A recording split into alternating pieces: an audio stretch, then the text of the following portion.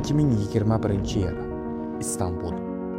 Ustoz Mubashshir Ahmad boshchiligidagi jamoa yurtimizdagi islomiy ta'lim muassasalariga yordamchi bo'lish maqsadida, shuningdek dinimiz va xalqimizga xizmat qiluvchi yetuk kadrlarni yetishtirib berish uchun Azon vaqfi qoshida Mezana Xalqaro ilmlar akademiyasini ochishga qaror qilishdi.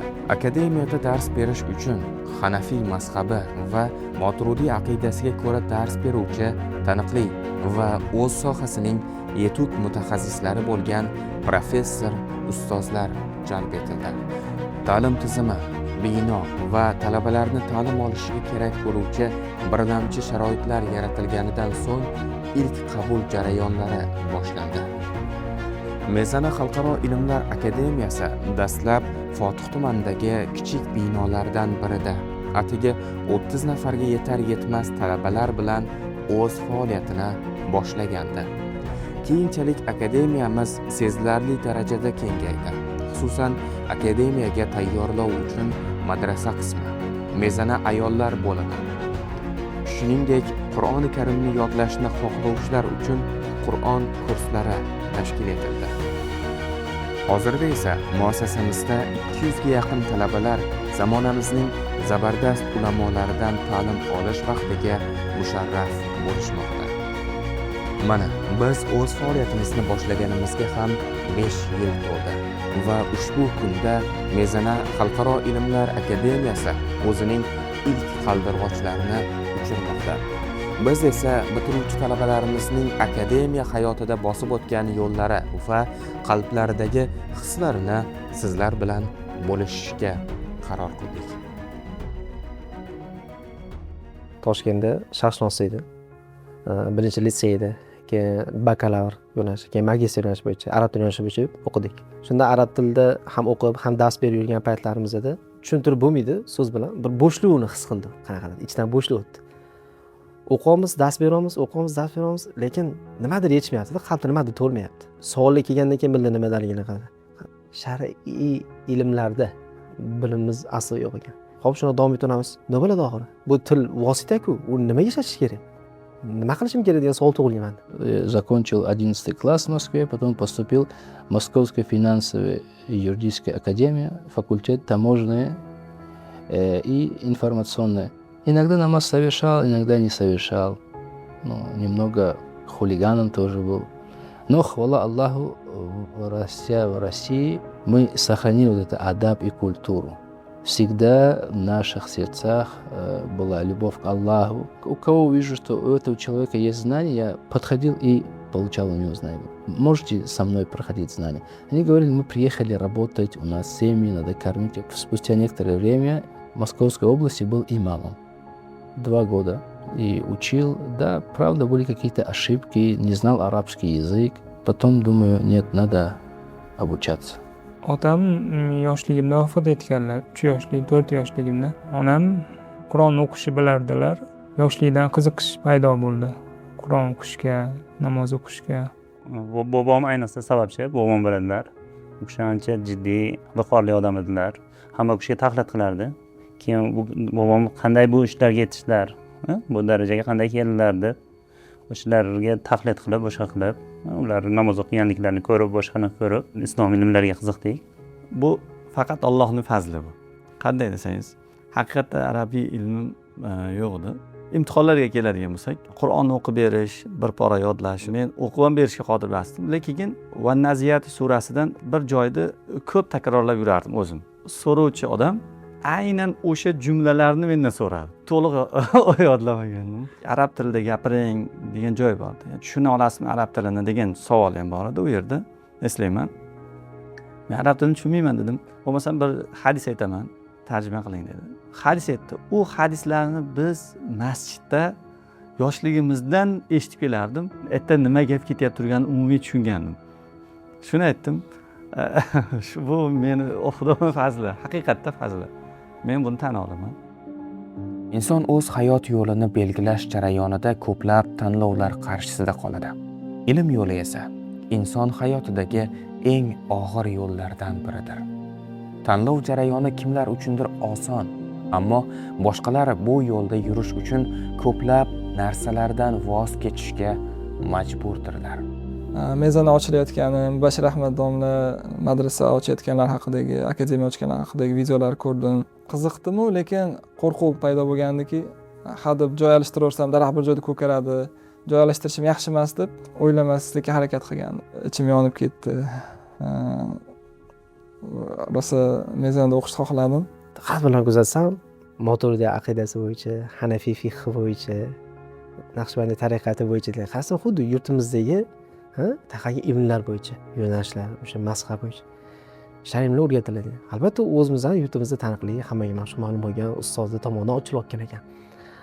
Bu menga ishonch orttirdi, e'tiborimni tortdi. Va yana video davomida ko'p tursam, birdaniga darslar hammasi arab tilida bo'ladi. Birdaniga xursand bo'lib ketdim.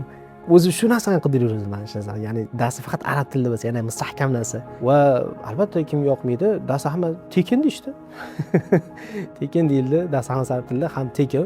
Mani o'sha kutubimdagi narsa jamlangan edi. Ham chetda o'qish, ham o'sha ahllaridan olish, nimani omonatda, hamda 100% bepul ta'lim. Ya'ni grant, 100% grant. Uydagilarga ham xuddi shunday tushuntirganman. Men 100% grant yutib oldim deb tushuntirganman. Juda xursand bo'lib ketganman. Haqiqatan akamlar bor edilar, akamlar ham oilaviy xursand bo'lib bayram qilib ketganmiz. Kutilmagan narsa bo'lgan. Shunday taslim bo'lganmiz. Oila bag'rini tashlab, begona yurtda, begona insonlar bilan yashash. Har kuni nafsing bilan kurashish. Buning evaziga esa faqatgina bir narsa olasan. Bu ham bo'lsa ilm. Bu yo'lda yurish oson emas, lekin bu yo'l ulug' manzilga olib boradi. Diqqat, Turkiyaning Istanbul shahrida mana shirikmat turibmiz, hozirgacha hazillashamiz ko'rsatishdan. Turkiyaning Istanbul shahrida deb. Katta bino bo'lsa kerak, yotoqxona bilan ta'minlanadi deganga men o'ylayman, o'quv binosi katta, yotoq binosi katta. Mubashshir Ahmad ham keyin aytdilar, hali binoni qani kutmanglar, qurilish keyin bo'ladi, boshqa naqa keyin qilamiz. Asos boshlash. Kichkina uy bo'lsa, kichkina uycha ekan u. Uycha degani lekin Turkiya nuqtai nazaridan katta. Biz O'zbekiston nuqtai nazaridan kichkina, lekin Turkiyada ayni qimmat bo'lgan joy olingan. 30 taga yaqin o'quvchilar kelib yotib qolib anaqa qilishga biroz qisilib qo'yamiz. Birinchi kelgan payt vijdon yaxshi bo'ladi-yu, ishlab qoladi. Shu biz uchun pul tikilgan, biz uchun misol uchun bizdan pul olishmayapti bular. Biz uchun pul tikilyapti. Maqsad O'zbekistonga olimlar borsin deb ana. Lekin bizga darslarning saviyasi, ustozlarni ko'rib turib, katta domlalar ham misol uchun bizlar bilan o'qishyapti. Hammasi arziydi deganmiz. Musofir odam birinchi kelganda, ya'ni g'arib hisoblanadi, ya'ni yolg'iz, hech kim tanimaydi, tanishlari yo'q. Shu holat mendan bo'lgan Turkiya ko'chalarida, ya'ni Ismoil Og'a ko'chalarida shu payt hozirgacha eslayman. Chamadonim yetalab, shu qayerlarga kelib qoldim, ya'ni odamlar notanish, shunaqa qo'rquvlar paydo bo'lgan. O'zi imtihondan o'tibsan degan gapni o'zi bizni hayratda qoldirgan. U hayrat ketmasdan oldin u bilet ol, boshqa ol. Bir ajoyib kelib qolib, bu yangi muhit. Unda turkiylar misol bizga rosa ham tili yaqin ekan, lekin baribir boshqa joy. Birinchi ko'rgan darsimda ba'zi bir so'zlar tushundim. Isming nima deganini tushundim. Ismimni aytib oldim. Bir ustozimiz siyrat darsidan o'qi dedi. Nima qilish, u ustozi gapini tushunish, arab tilini o'qishda umuman she'rlarga aytdim.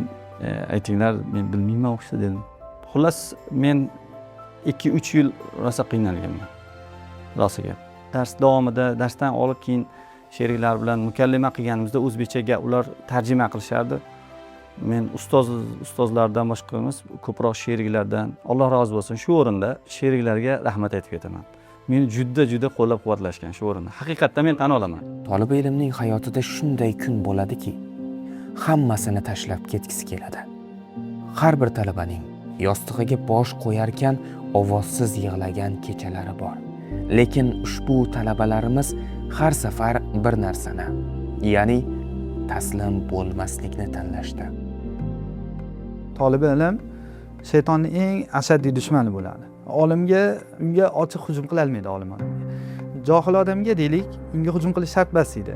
Men olim bo'lmaydi baribir deydi. Boshida nima bo'ladi? Shayton hujum qiladi. Chunki solih odam bo'lyapti. Arab tilini tushunmayapsan-ki, eshitib bari tushunish qiyin degan narsalar olib kerilgan hayollarga, shunaqa narsalar kelgan. Boshida 1-2 oy ustozlarni tushunish, ya'ni arab tilini eshitib, tushunib, 100% tushunib olishlik qiyin bo'lgan. Juda og'ir damlar o'tdi. ozgina ruhiy iztirob, ozgina nafsiy qiynalishlar. Imkon qilolmadimda ketish haqidagi fikrlar. Eng og'ir davr birinchi kurs davri. Nimaga birdaniga og'ir keldi? Chunki Toshkentdan kelganman va yangi uylangan paytlarim birdaniga fiqh istilohlar, tafsirdagi istilohlar, hadisdagi istilohlar hammasi ko'payib ketib qolgan. Ham bildimki, hali hech narsa o'rganmaganimman. Man yoshim sal kattaroq bo'lib keldim bu yerga. Undan oldin tajribam ham bor edi. Shunaqangi vaziyatlardan ustozlarimiz ochiq ketgan. Tajribamiz borligi uchun mana shu joyda yigitlarga shu ishni qilmanglar deb turib, mabodo ketmoqchi bo'lganlar ham maslahat so'rasa, "O'y, sabr qilgin, yaxshi bo'ladi oxiri" deganligimiz uchun o'zim endi shunaqa holatlar kelib qolsa, aytib, aksini qilsam to'g'ri kelmaydi deb, o'sha ham meni to'sib turgan. Onam tinmay duo qilib, yaxshi o'qigan o'g'lim, bekorga yurmayapsan o'sha yerda, uzoqda, mendan uzoqdasan, astoydil bo'lgin deganlari turtki bo'lib shu paytgacha yetib keldim, alhamdulillah. Человек пришел, я ради Аллаха пришел, и Аллах знает, кто искренний, кто не искренний. Я хочу учиться и распространять религию Аллаха. И я уверен, я не сомневаюсь, что Аллах, Субхану Тааля, не оставит меня без своей поддержки, и я очень сильно надеюсь на Него и никого больше. Ammo aytish joizki, bu yo'l faqat qiyinchiliklardan iborat emas. Bu yo'lda quvonchli lahzalar, qiyinchilik ichida topilgan baxt, unutilmas onlar ham ko'p. Bu lahzalar bizga har qanday qiyinchilikdan ham baxt ta'mini totish mumkinligini bot-bot eslatadi. Aynan imtihon jarayonida barcha kursdoshlar bilan jamlangan holatda imtihonga tayyorgarlik ko'rish jarayonlarimiz bor. Bir necha soatlab, kunlab birga vaqt o'tkazamiz, kitoblarni takrorlash joyi ertalabdan kechgacha. Bitta kitobni olib 200 betlar, 300 betlar brigada tayyorgarlik ko'radi. Ana o'sha jarayonlar juda qiziq bo'ladi va o'sha jarayon menda eng yoqtirgan jarayonlarimdan edi. Nimaga? Chunki oylab o'qigan darslarimizni o'zimiz yolg'iz ustoz bilan bolalar bilan o'qigan narsa endi hamma bolalar birgalikda o'tib, takrorlab, muzokara qilib, birimizga takrorlab yordamlashardik. Ana o'sha lahzalar men uchun eng bir esda qolarli lahzalar deb o'ylayman. Men ko'p hazillashaman biz madrasa qismida yoki bu pastroq sinflarda, ya'ni endi kelgan bolalarda katta masala o'ylashadi-da, qoyil qolib ketasan, ya'ni mazza qilasan. Zo'r, biz ham shunaqa edik. Ilm kuchaygan sari biroz kichkina narsalar o'zi katta bo'lib qoladi. O'zi shu akademiya tizim shunaqa zo'r qurilgan. Ya'ni insonga professional odam dars bergandan keyin, o'ta kuchli insonlar dars bergandan keyin shu, ya'ni biroz bu tekka masalalarni ancha jur'atliroq odim. Ilmiy nuqtai nazardan, xudoga shukr, shu nuqtai nazardan biroz shoshmaydigan odamlar haqida xulosa berishda, diniy nuqtai nazardan xulosa berishga biroz shoshmaydigan bo'lib qolganman. Ustozlar talabalarini dam olishga olib chiqishdi. Bir o'rmonga. Hammamiz chiqdik. Birga yugurdik bolalar bilan, ustozlar ham biz bilan birga bo'lishni ko'nglimiz uchun ozroq to'p tepgan bo'ldik. Shu orada menga qo'ng'iroq qoldi. Ustozingiz Ibrohimjon domla Qo'qondi vafot qildilar. Shuni men birovga izhor qilmadim, talabalargaki, u xursandchiliklariga bir xalal yetmasin deb. Mashinamga kirib ichkarida o'zim ahvolimdan bo'lib turdim. Baribir xabar ekan yoyilibdi ki meni oqtarib qolishdi.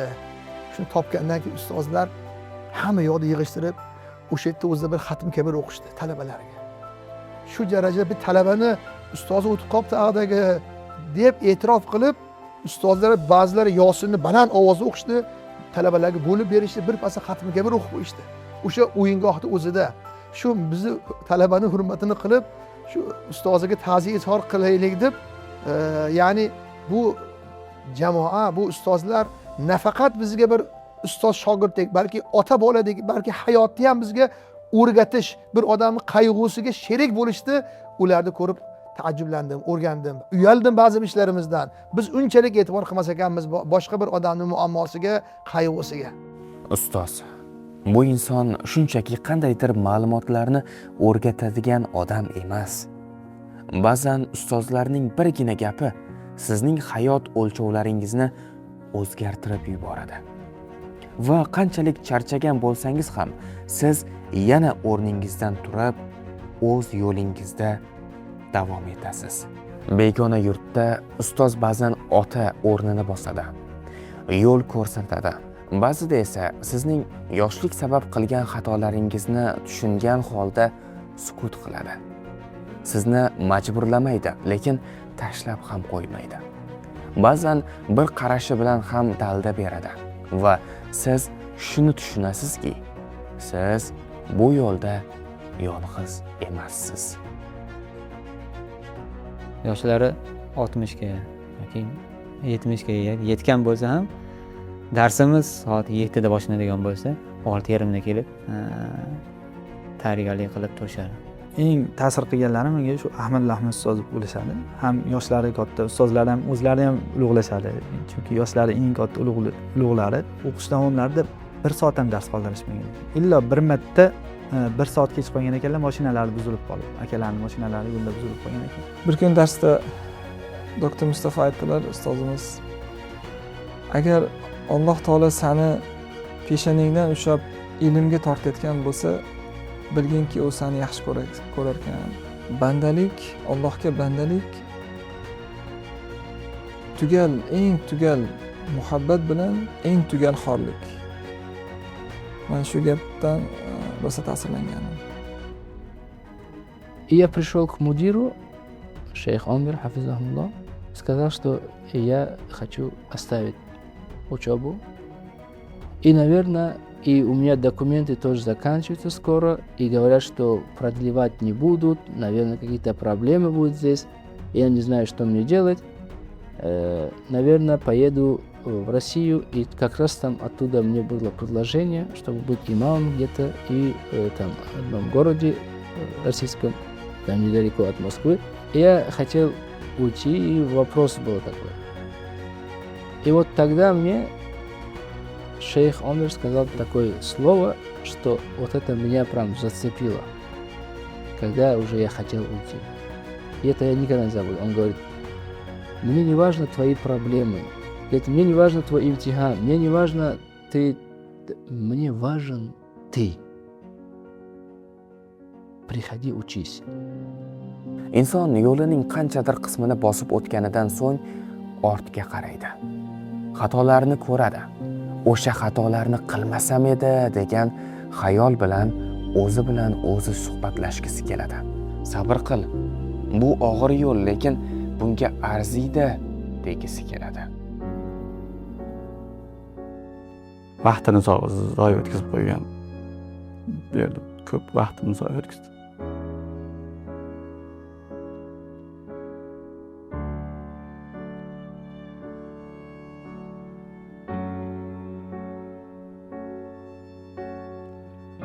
Vaqtingizni zoya o'tkazmang, ota-onangni qattiq hurmat qil. Ota-onamizga ko'proq aziyat yetkazib qo'yganmiz. Ustozlarni ba'zan aytganini qilmaganmiz. Shunisi alam qiladi. Eng katta alam qiladigan narsasi vaqtimizni zoya o'tkazdik.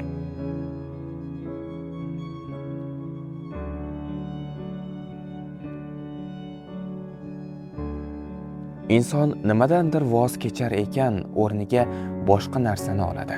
Ammo mezana ushbu yillar davomida talabalarimizdan nima oldi va nima berdi? Qizim ikkinchi farzandim, qizim 2 yosh, rosa shirin payt edi. Ya'ni qizimni shirin davrlarini oldi mendan.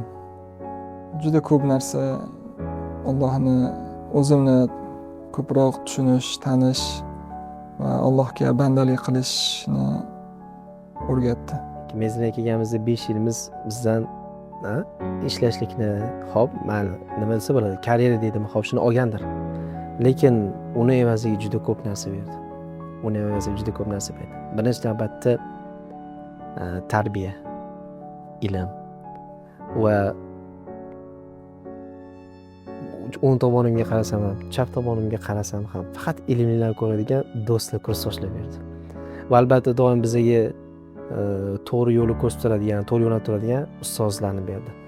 Chunki mezanadagi jamoani, oilani faqat shu kursdoshlar va shu ustozlarni bilmadim, mezana boshqada topolmasdik. mezana boshlab bu Allohning fazli bizga bergan. Aynan shu ustozlar jamoasi juda Alloh taolo bizga fazilatli ustozlarni jamlab qo'ydi. Bu ustozlarni bizga berganiga shukr. Endi bular bilan biz butun umr bog'liqlikni yo'qotmasligimiz kerak ustozlarimiz. Men o'ylaymanki, hech qanaqa manfaatsiz bir do'st bilganlar ta'limda keladi bilaman. Chunki ta'limda manfaat bo'lmaydi, dunyo uchun, kasb mol uchun bo'lmaydi. Ilm uchun bo'ladi. Masalan, hozir mezon shunaqada ertaga ko'rsa, falonchi o'taz ko'rsa, falonchi masala esga tushadi. Mana shu masala aytadi. Ikki og'ringiz qo'yilishi savol javobi, lekin buni bu juda qiziqarli, bu eng yoqimli narsa. Mezon shu narsani berdi bizga. Va yana aytgan bo'larmiki, mezonda tartib, intizom berdi. Birinchi o'rinda ota-onamizdan uzoq bo'ldik haqiqatan. Lekin ota-onamiz shunga sabr qilishdi. Uzoqda bo'lsa ham biron marta yomon gap aytishmadi. Shuncha payt qo'llab-quvvatlashdi. Mana shu ketkizgan vaqtlarimiz, ota-onamizning sabrlariga yarasha Alloh taolo mana shu ilmda yurishlikni nasib qildi. Ya'ni ota-onamiz bizdan hozir hech narsaga tushmaydi-da. Bizdan moddiy boylik kuchadi, hech narsaga tushmaydi. Faqat o'qigan, inshaalloh kelajakda kimlardir san sababli hidoyat sabab bo'lishi mumkin. Kimdir oilasi, masalan, qancha oilalar buzilib ketyapti. San sababli qaysidir oilalar isloh bo'lishi mumkin. Qancha masalan odamlar bir-birini o'ldirib yuboryapti. San sababli o'shalar bir-birini o'ldirmaslik, aka-ukalar qanchasi urushyapti. San sababli aka-ukalar yarashib ketishligi mumkin. O'qigan, har safar borganda qancha pul topib kelding deyishmaydi. Qancha ilm olding, nimalarni o'rgandingiz o'g'lim deyshadi-da. Bu hamma ota-ona ham bunaqangi bo'lolmaydi deb o'ylayman. Ota-onamga, akalarimga juda katta rahmat aytaman. Akalarim juda ko'p qo'llab-quvvatladi. Вот это время взял, но отдал самое драгоценное, то, что есть, это то, что я нахожусь на пути пророка Мухаммада, алейхиссалату вассалам. Это бесценно. Вот взял время, но дал понимание, что ты знаешь, кому ты должен поклоняться. Ты понимаешь, что это путь, это и есть истина. Ba'zi narsalarni so'z bilan tushuntirib bo'lmaydi. Ammo shunda ham ba'zida butun bir yo'lni bitta jumlaga jamlashga harakat qilsak, u jumla qanday bo'lishi mumkin edi? Chunki o'sha jumla talabalarimizning butun hikoyasini anglatadi. Mezon akademiyasi men uchun ya'ni ma'naviy boyliklar olami. Bu yerda faqat moddiy emas, ko'proq ma'naviy ozuqa oladigan joy deb. Mezana degani aslida yuqoriga chiqib azon chaqiradigan joy. Ya'ni Allohning kalimasini oliy qiladigan, izhor qiladigan joy mezana bo'ladi. Umid qilamizki, bu joylarda olgan ilmimiz bilan Alloh taoloning dinini oliy bo'lishiga hissa qo'shadigan joy deb umid qilib, shunga yarasha amal qilishga Allohdan umid qilamiz. Mezana для нас это дом, где есть покой, где есть восхваление Аллаха, где есть переживание за тебя, за твое будущее и за будущее мусульман. Это mezana. Alhamdulillah.